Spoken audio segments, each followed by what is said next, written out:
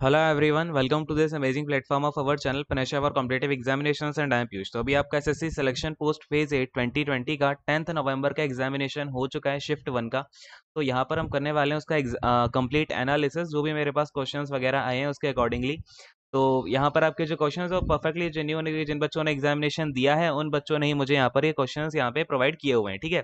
तो शुरू करते हैं फिर फटाफट से। तो सबसे पहले यहाँ पे अश्विनी कुमार सिंह ने कमेंट में करके बताए थे अपने कुछ क्वेश्चंस, यहाँ पे इंग्लिश के ही क्वेश्चंस बताए हैं, तो मैं आपको उनको एक्सप्लेन कर देता हूँ यहाँ पे। सबसे पहला क्वेश्चन बताया है कि आपको टिमिड का सिनोनिम बताना था, ठीक है।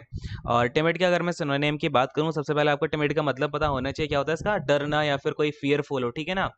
फियरफुल हो, तो अब आपका ऑप्शन में जो भी रहा हो फियरफुल से रिलेटेड वो आपका यहाँ पर राइट आंसर हो जाना था। जैसे इसका ना एक अच्छा सिनोनिम होता है जो कि आपको पता होना चाहिए, एप्रीहेंसिव, ठीक है ना। कई सारे बच्चों को ये पता नहीं होता।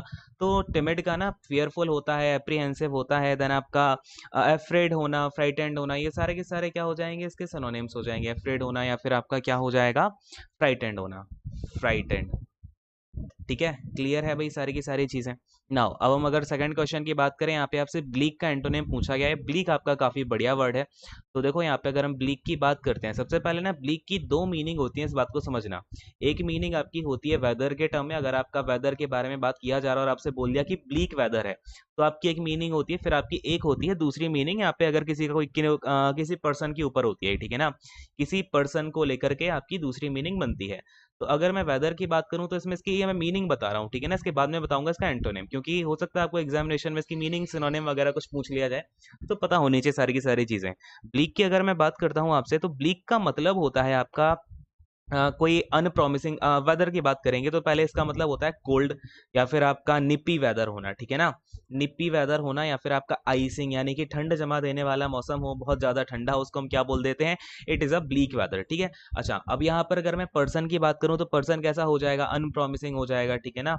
अनप्रॉमिसिंग हो जाएगा, या फिर आपका वो पर्सन जॉयलेस होगा। कैसा होगा, जॉयलेस होगा। या फिर वो पर्सन आपका ग्लूमी, बहुत ही ज्यादा दुखी रहेगा, ठीक है, ग्लूमी हो जाएगा। या फिर वो पर्सन काफी ज्यादा सोम्बर होगा। सोम्बर काफी बढ़िया वर्ड है, ये ध्यान में रखना, ठीक है। सोम्बर का मतलब क्या होता है आपका, काफी ज्यादा दुखी हो, कोई परेशान, मतलब वो अपने आप में ही खोया हुआ हो। या फिर रैचेड, ठीक है ना। रैचेड अभी आपका रिसेंटली काफी जो है ये वाला वर्ड आपका कुछ एग्जामिनेशंस में काफी देखने को मिला है, ठीक है। तो इस वर्ड को यहाँ पे ध्यान में रखना। फिर आपका एक वर्ड हो जाता है यहाँ पे ग्रिम, ठीक है। ग्रिम भी अच्छा वर्ड है। तो ये सारे के सारे वर्ड्स क्या होते हैं, इसकी मीनिंग होती है कोई पर्सन आपका इस टाइप का हो। इसके अब एंटोनिम की बात करते हैं। ब्लीक के हम यहाँ पर किसकी बात करेंगे, एंटोनिम्स की बात करेंगे। तो देखो वेदर के रिस्पेक्ट में अगर मैं इसके एंटोनिम की बात करता हूँ, तो वेदर के लिए क्या हो जाएगा, अगर ये कोल्ड है तो यहाँ पर वार्म हो जाएगा। अब इसका ना एक इंपॉर्टेंट वर्ड होता है जो कि बच्चों को पता नहीं होता, तो वो है आपका बामी। बामी वेदर भी होता है, और बामी वेदर का मतलब होता है गर्म वेदर होना, ठीक है ना। चलो अब अगर मैं इसमें पर्सन की बात करूं, पर्सन के रूप में इसका एंटोनिम क्या बनेगा, ठीक है। तो पर्सन के सेंस में इसका जो एंटोनिम बनेगा वो क्या हो जाएगा, आपका प्रॉमिसिंग पर्सन हो गया, ठीक है ना। पहले वाले में हमने क्या देखा, अनप्रॉमिसिंग पर्सन था, तो अब उसका अगर मैं एंटोनिम की बात करूं तो कैसा हो जाएगा, प्रॉमिसिंग। या फिर कोई बहुत ही ज्यादा होपफुल है, ठीक है। मेरी बात आप लोग समझ गए होंगे अब तक। तो ये सारी की सारी चीजें मैंने आपको ब्लीक की आई थिंक सारी की सारी चीजें ही बता दी हैं, और ये आपका एक एडजेक्टिव होता है। ये बात तो समझ में आ ही गई होगी कि ये किसी पर्सन के वेदर को क्वालिफाई करेगा, यानी किसी नाउन को क्वालिफाई कर रहा है कोई। जो नाउन को क्वालिफाई करता है वो क्या होता है, एडजेक्टिव होता है, ठीक है। तो सारी की सारी बातें आपको समझनी है, ज्यादा रटना नहीं है इसमें। क्लियर हो गया ये बात। चलो अगले क्वेश्चन पे आते हैं। तो नेक्स्ट क्वेश्चन आपको यहाँ पर दे रखा है, पैसेज फॉलोड बाई 5। अच्छा, यहाँ पर ना आपका एक पैसेज आया था जिसमें कि 5 क्वेश्चंस का आपका पैसेज था। किसके ऊपर था, तो ये हेलन केलर के ऊपर। तो पैसेज ना मैंने आपको पिछली बार भी बताया था, पैसेज ना इजी इजी ही आ रहे हैं, ज्यादा कुछ खास पैसेज आ नहीं रहे हैं कि आपका बहुत ज्यादा हार्ड पैसेज आ जाए किसी टफ, अगर मैं बात करूँ किसी टफ टॉपिक के ऊपर आ जाए, ऐसा कुछ है नहीं, ठीक है। तो पैसेज आपका इजी ही आया। अच्छा, ये जो पूरी पीडीएफ होती है, हर क्वेश्चन जो भी मैं आपको कराता हूँ यहाँ पे, एवरी क्वेश्चन पेपर या फिर जो भी आपको डिस्कशन कराता हूँ, वो आप टेलीग्राम पे आपको मिल जाएगी। टेलीग्राम एक बार आप ज्वाइन कर लेना, नाम है पनेशा फॉर कॉम्पिटिटिव एग्जामिनेशन, जो अपने चैनल का नाम है, वही जा करके सर्च कर लेना, पूरा आपको सेम लोगों से मिल जाएगा, ठीक है। आप क्या ही लिखेंगे यहाँ पे। अगला क्वेश्चन देखो, ईडियम फ्रेज पूछ रखा है, जज बुक बाई इट्स कवर, ठीक है। किसी भी बुक, अच्छा यहाँ पर आई थिंक डोंट बुक है ना, डोंट आएगा, तो डोंट जज a book by its cover, इसका मतलब क्या होता है, किसी को भी आप उसके ऊपर से या फिर उसकी अपीयरेंस से जज ना करें, ठीक है ना। उसकी अपीयरेंस मैटर नहीं करती है। हो सकता है कि वो दिखने में काफी ज्यादा गंदा दिख रहा हो, लेकिन उसके पास नॉलेज का भंडार भरा पड़ा हो, है ना। तो इस तरीके से आप उसके अपीयरेंस पे डिसाइड नहीं कर सकते वो अंदर से कैसा पर्सन है, ठीक है। तो ये बात हो गई। दूसरा आपका ईडियम पूछा गया था, टू हैव कोल्ड फीट्स, ठीक है। तो इसके बारे में बात करते हैं, और फिर मैं आपको जीके के कुछ क्वेश्चन भी बताऊंगा जो कि मुझे एक आधा बच्चे ने बताए हैं, ठीक है। तो देखो यहाँ पर हम किसकी बात कर रहे हैं, to have cold feets. To have cold feets. ठीक है, तो टू हैव कोल्ड फीट्स का मतलब क्या होता है? जैसे कि आपने क्या किया, अगर मैं आपसे बात करता हूँ कि जैसे देखो कोल्ड फीट का मतलब थोड़ा सा मैं ना इसको आपसे रिलेट करके बताना चाह रहा हूँ, तो ध्यान से सुनना। क्या किया आपने? कोई काम किया, ठीक है, कोई एक्शन किया आपने, फिर आपके अंदर क्या हुआ, वो काम करते करते आपके अंदर एक डर बैठ गया कि पता नहीं मैं ये काम कंप्लीट कर पाऊंगा या नहीं कर पाऊंगा। तो वो जो फियर है, किस चीज का फियर है? Fear of completing action. यानी कि आप वो काम कंप्लीट कर भी पाओगे या नहीं कर पाओगे। कुछ बच्चे प्रिपरेशन के बीच में बहुत ज्यादा डर जाते हैं, तो उनके कोल्ड फीट हो जाते हैं, अरे भाई मैं ये काम पूरा अपना कर भी पाऊंगा, प्रिपरेशन अपनी पूरी कर पाऊंगा, नहीं कर पाऊंगा। तो फियर ऑफ कंप्लीटिंग एक्शन को हम क्या बोलते हैं? To have cold feets. या फिर इसको ना लेक ऑफ करेज या फिर लेक ऑफ कॉन्फिडेंस भी आप इसको बोल सकते हो। Lake of courage, lake of courage या फिर लेक ऑफ कॉन्फिडेंस भी हम इसको बोलते हैं। ठीक है, क्लियर है ये वाली बात? समझ में आया सभी को?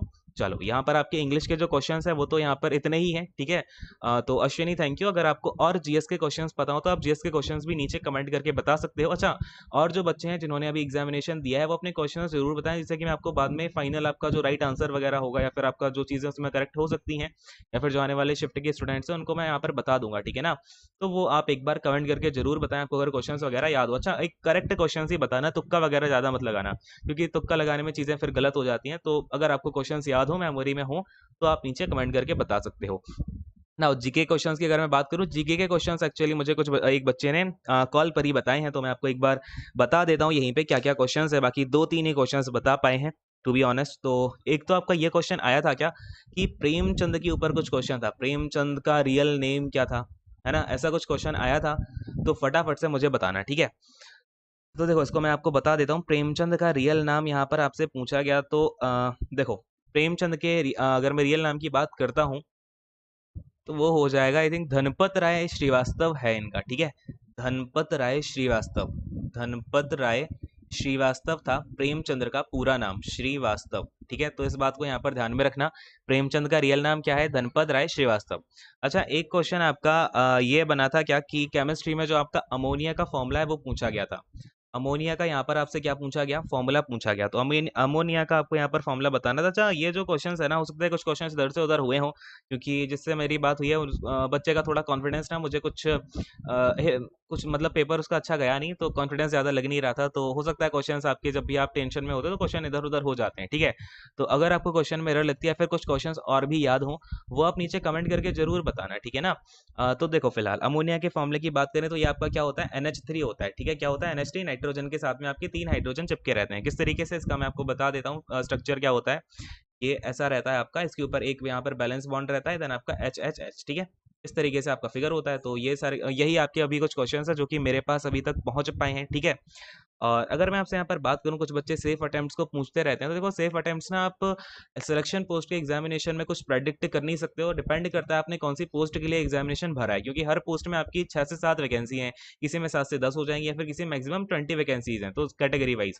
तो ये अब उसमें ये आपका यहाँ पर आपका प्रेडिक्ट कर पाना कि उसकी कट ऑफ क्या रहेगी या फिर कैसी क्या चीज़ें रहेंगी, वो थोड़ा सा मुश्किल हो जाता है, क्योंकि वो आपकी पोस्ट पे डिपेंड करेगा। ग्रेजुएशन पोस्ट में भी उसके अंदर कम से कम 50 वैकेंसीज होंगी अलग अलग, फिर मेट्रिकुलेशन में भी आपकी 10 से 12 वैकेंसीज हैं, फिर आई थिंक आपका 12th लेवल पर भी यहाँ पे आपकी 15 वैकेंसीज के लमसम है। तो सारी वैकेंसीज के लिए अलग अलग कट ऑफ जानी है, और सबकी जो नंबर है, नंबर ऑफ वैकेंसीज है सबकी अलग अलग, वो काफ़ी कम है। तो यहाँ पर आपका, अगर मैं सेफ अटेम्प्ट्स की बात करूँ, मैं आपको कुछ बता भी दूंगा तो वो इतना ज़्यादा ना आपके लिए इतना लाभदायक होगा नहीं। ठीक है, तो एक बार आप सभी लोग क्या करो, अपने यहाँ पर आपका जो कोड है, जो आपने पेपर के लिए अपना कोड भरा है, उस कोड के साथ में अपने अटेम्प्ट्स को यहाँ पर जब आप बताओगे, जितना ज़्यादा से ज़्यादा डेटा आ पाएगा उसके अकॉर्डिंगली ही मैं आपको प्रेडिक्ट कर पाऊंगा। ठीक है, टू बी ऑनेस्ट यही आपकी सही बात है। बाकी आपको जो लोग बता रहे हैं कि ये होगा वो होगा, वो थोड़ा सा ना इतना ज़्यादा जेन्यून नहीं रहता है। ठीक है, तो फिलहाल यहीं पर सेशन को एंड करते हैं। आई होप कि आपको वीडियो अच्छी लगी होगी। ठीक है, so thank you so much, God bless you all, take care, bye bye. And जो जिनका एग्जामिनेशन भी आने वाली शिफ्ट में, उनके लिए ऑल द बेस्ट। ठीक है, अच्छे से एग्जाम देना, ज़्यादा टेंशन नहीं लेनी है। Thank you.